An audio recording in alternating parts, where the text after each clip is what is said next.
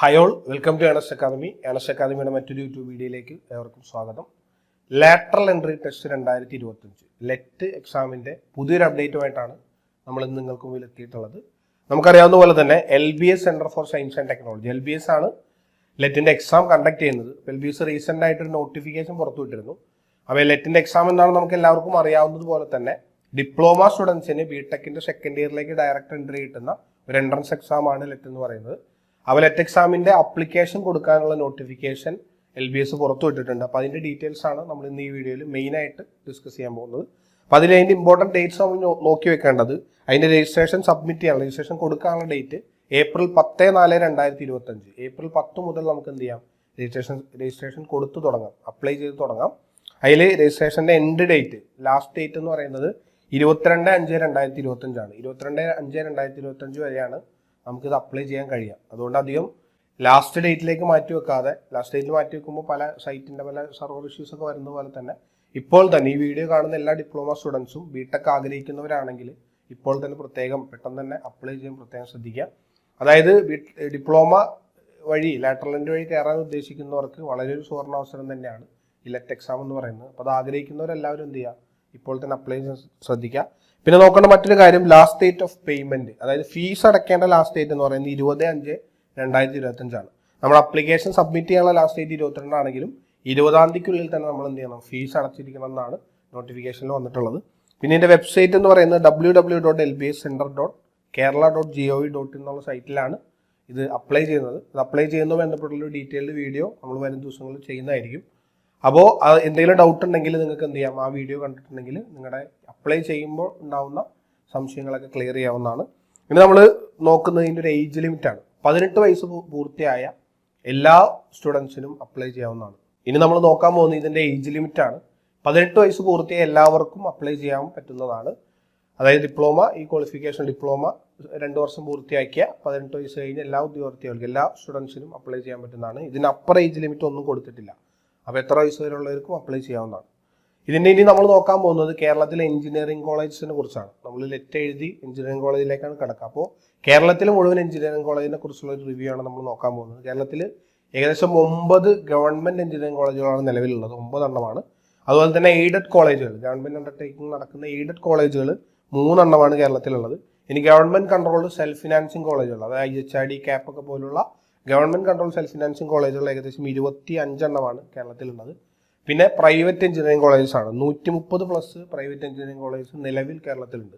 ഓരോ വർഷം പലതും വരുന്നുണ്ട്, പല കോളേജസും നിർത്തുന്നുണ്ട്. അങ്ങനെ 130+ കോളേജുകളാണ് നിലവിൽ കേരളത്തിൽ പ്രൈവറ്റ് കോളേജുകളായിട്ടുള്ളത്. പക്ഷേ പ്രത്യേകം ശ്രദ്ധിക്കുക, ലെറ്റ് എക്സാമിന് അല്ലെങ്കിൽ ലെറ്റിൻ്റെ സീറ്റ് എന്ന് പറയുന്നത് വളരെ ഓരോ കോളേജിലും വളരെ പരിമിതമായ സീറ്റുകൾ ഉണ്ടാവുള്ളൂ. അപ്പോൾ നല്ലൊരു ഗൈഡൻസോട് കൂടി നല്ലൊരു സ്ട്രാറ്റജിക്കലായിട്ട് പഠിക്കുകയാണെങ്കിൽ, നല്ല വർക്ക് ചെയ്യുകയാണെങ്കിൽ നമുക്ക് സുഖമായിട്ട് ആ ഒരു ചുരുങ്ങിയ സീറ്റിൽ, അതായത് നമുക്ക് വേണ്ട ആ ഒരു സീറ്റ് നമുക്ക് എന്ത് ചെയ്യാം, നേടിയെടുക്കാൻ കഴിയും. അപ്പോൾ അതിലിനി നോക്കാൻ പോകുന്നത് ഈ കോളേജസിൻ്റെ, എഞ്ചിനീയറിംഗ് കോളേജിൻ്റെ ഒരു ഫീസ് സ്ട്രക്ചറാണ്. ഫീസ് സ്ട്രക്ചർ നമ്മൾ നോക്കുമ്പോൾ ഗവൺമെൻറ് അല്ലെങ്കിൽ എയ്ഡഡ് കോളേജുകളിൽ ഏകദേശം 9,725 രൂപയാണ് ഒരു വർഷത്തെ ട്യൂഷൻ ഫീ ആയിട്ട് ഈടാക്കുന്നത്. അതായത് അതിൻ്റെ കോഴ്സ് ഫീ മാത്രമാണ് പറയുന്നത്. ഇതിന് പുറമെ ഓരോ കോളേജുകളെ ഡിപ്പെൻഡ് ചെയ്തിട്ട് അതിൻ്റെ കോഷൻ ഡെപ്പോസിറ്റ്, അതുപോലെ തന്നെ പല PTA ഫീ, അങ്ങനെ പല ഫീസുകൾ വരും. ഇതിൽ ട്യൂഷൻ ഫീ എന്ന് പറയുന്നത് 9,725 രൂപയാണ് ഒരു വർഷത്തേക്ക് വരിക. ഇനി government control self financing college, നമ്മൾ നേരത്തെ പറഞ്ഞ പോലെ IHRD കോളേജുകൾ, CAPൻ്റെ കോളേജുകളൊക്കെ വരുമ്പോൾ അതിൽ മെറിറ്റ് സീറ്റിൽ ഏകദേശം 35,000 ആണ് ഒരു വർഷത്തേക്ക് മെറിറ്റ് സീറ്റിൽ വരിക. ഇനി അതല്ല മെനേജ്മെൻറ്റ് സീറ്റാണെങ്കിൽ 65,000 പെർ ഇയർ ആയിരിക്കും അതിൻ്റെ ഒരു ഫീസ് വരിക. ഇനി പ്രൈവറ്റ് എഞ്ചിനീയറിംഗ് കോളേജുകളുടെ ഫീസ് എടുത്ത് നോക്കുമ്പോൾ പല അർത്ഥത്തിൽ അത് നമ്മുടെ റാങ്ക് അനുസരിച്ച്, അല്ലെങ്കിൽ ലെറ്റിൻ്റെ എൻട്രൻസിൻ്റെ റാങ്ക് അനുസരിച്ചൊക്കെ പല അർത്ഥത്തിൽ വേരി ചെയ്യുന്നതാണ്. അതിൻ്റെ ഒരു ഫീസ് നമുക്ക് കൃത്യമായിട്ട് പറയാൻ പറ്റുന്നതല്ല. പിന്നെ നമ്മൾ നോക്കുന്നത് എക്സാം പാറ്റേൺ ആണ്. ഈ പരീക്ഷ 120 മിനിറ്റിൻ്റെ പരീക്ഷയാണ്. അതിൽ 120 ക്വസ്റ്റ്യൻസ് ഉണ്ടാവും. അതിൽ ടോട്ടൽ മാർക്ക് എന്ന് പറയുന്നത് എന്താണ്, 120 തന്നെയാണ്. അപ്പോൾ ഒരു മാർക്കിൻ്റെ 120 ക്വസ്റ്റ്യൻസ് 120 മിനിറ്റ് കൊണ്ട് നമ്മൾ എന്ത് ചെയ്യണം, അറ്റൻഡ് ചെയ്ത് തീർക്കണം.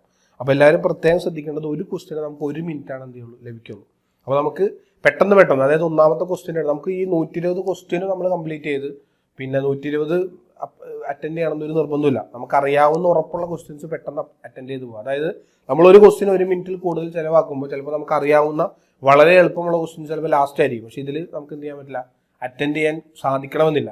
അപ്പോൾ എല്ലാവരും ഇതിൻ്റെ ടൈം മാനേജ്മെൻറ്റ് വളരെ ഇമ്പോർട്ടൻ്റ് ആണ്. ടൈം മാനേജ്മെന്റ് എല്ലാവരും പ്രത്യേകം ശ്രദ്ധിക്കുക. പിന്നെ ഇതിൽ വളരെ ഒരു പ്രധാനപ്പെട്ട കാര്യം നോട്ട് ചെയ്യേണ്ടത്, നെഗറ്റീവ് മാർക്ക് ഒന്നും തന്നെ ഇല്ല. നെഗറ്റീവ് മാർക്ക് ഇല്ല, ഈ എക്സാമിന് നെഗറ്റീവ് മാർക്ക് ഒന്നും ഇല്ല എന്നുള്ളതും നിങ്ങൾ മനസ്സിൽ വെക്കുക. ഇനി നമ്മൾ നോക്കാൻ പോകുന്നതിൻ്റെ സിലബസ് ആണ്. ഇതിന് 2 പാർട്ടായിട്ടാണ് ഇതിൻ്റെ എക്സാം നടക്കുക. പാർട്ട് എ ഉണ്ട്, പാർട്ട് ബി ഉണ്ട്. പാർട്ട് എ എന്ന് പറഞ്ഞിട്ടുണ്ടെങ്കിൽ ഡിപ്ലോമ സ്ട്രീംസിൽ അല്ലെങ്കിൽ ഡിവോക് സ്ട്രീംസിലുള്ള കാൻഡിഡേറ്റ്സിനാണ് പാർട്ട് എ സിലബസ് എക്സാം നടക്കുക. പാർട്ട് ബി എന്ന് പറയുന്നത് BSc സ്ട്രീം സ്റ്റുഡൻസിനാണ് പാർട്ട് ബി നടക്കുക. അപ്പോൾ പാർട്ട് എ എക്സാം പിന്നെ പാർട്ട് എ നോക്കുകയാണെങ്കിൽ നമ്മൾ ഇതിൻ്റെ കഴിഞ്ഞ മുമ്പത്തെ ഒരു വീഡിയോസിൽ ഇതിൻ്റെ ഡീറ്റെയിൽഡ് ക്വാളിഫിക്കേഷനും ഡീറ്റെയിൽഡ് അനാലിസിസും നടത്തിയിരുന്നു. അപ്പോൾ നമ്മൾ ജസ്റ്റ് ഒന്ന് ഓടിച്ചു പോവാണ്. പാർട്ട് എയിൽ ബേസിക് സിവിൽ ആൻഡ് മെക്കാനിക്കൽ എഞ്ചിനീയറിംഗിൽ നിന്ന് 30 മാർക്കാണ് ചോദിക്കുക. അതുപോലെ തന്നെ ബേസിക് ഇലക്ട്രിക്കൽ ആൻഡ് ഇലക്ട്രോണിക്സ് എഞ്ചിനീയറിംഗിൽ നിന്ന് 30 mark, programming C 15 mark, engineering mechanics 15 mark, mathematics 20 mark, English 10 mark. അതായത് ബിടെക് ഫസ്റ്റ് ഇയറിൽ പഠിക്കുന്ന അതേ ഒരു സബ്ജക്ട്സ് തന്നെയാണ് ഈ ഒരു പാർട്ട് എയിൽ മെയിനായിട്ട് ചോദിക്കുന്നത്. അതിൻ്റെ ഒരു ഡിസ്ട്രിബ്യൂഷനും കാര്യങ്ങളൊക്കെ നമ്മൾ സബ്ജക്ട് വെയിറ്റേജ് വെച്ചുകൊണ്ട് തന്നെ പഠിക്കാം. എല്ലാവരും പഠിക്കുമ്പോൾ അതിൻ്റെ ഒരു ബുക്കിൻ്റെ റെഫറൻസ് ഒക്കെ വെച്ചുകൊണ്ട് നമ്മൾ മുമ്പൊരു വീഡിയോ ചെയ്തിട്ടുണ്ട്. അതിൻ്റെ വീഡിയോ നമ്മൾ കമൻറ്റ് ബോക്സിൽ അതിൻ്റെ ലിങ്കും കമൻറ്റ് ബോക്സിൽ കൊടുക്കാവുന്നതാണ്, എല്ലാവർക്കും കയറി നോക്കാവുന്നതാണ്. അപ്പോൾ ഇതാണ് ഇതിൻ്റെ പാർട്ട് എയുടെ സിലബസ് വരുന്നത്. ഇനി നമ്മൾ പാർട്ട് ബിയിലോട്ട് പോകുകയാണെങ്കിൽ മാത്തമാറ്റിക്സിന് 40 mark, physics 30 mark, chemistry 20 mark, programming C 15 mark, English 15 mark. ഇങ്ങനെയാണ് ഇതിൻ്റെ ഒരു സിലബസ്. അതായത് പാർട്ട് ബിയുടെ. പാർട്ട് ബി എന്ന് പറഞ്ഞാൽ BSc സ്ട്രീംസിലുള്ള കാൻഡിഡേറ്റ്സ് പഠിക്കേണ്ടത് അല്ലെങ്കിൽ എഴുതേണ്ട എക്സാം എന്ന് പറയുന്നത്, പഠിക്കേണ്ട സിലബസ് എന്ന് പറയുന്നത് ഈ പറഞ്ഞ സിലബസ് ആണ്. മാത്സും ഫിസിക്സും കെമിസ്ട്രിയും പ്രോഗ്രാമിംഗ് Cയും ഇംഗ്ലീഷും വരുന്നതാണ്. ഇതാണ് ഇതിൻ്റെ ഒരു പിന്നെ ഓവർവ്യൂ ആയിട്ട് നിങ്ങളോട് പറയാനുള്ളത്. അപ്പോൾ നമ്മൾ ഇന്നത്തെ വീഡിയോയിൽ ഇത്രയാണ് ഉദ്ദേശിച്ചിട്ടുള്ളത്. നമ്മൾ സിലബസ് ഡിസ്കസ് ചെയ്തു, അതുപോലെ തന്നെ ഇതിൻ്റെ എക്സാം പാറ്റേൺ നോക്കി, എഞ്ചിനീയറിംഗ് കോളേജസിൻ്റെ ഡീറ്റെയിൽസ് ഒക്കെ നോക്കി.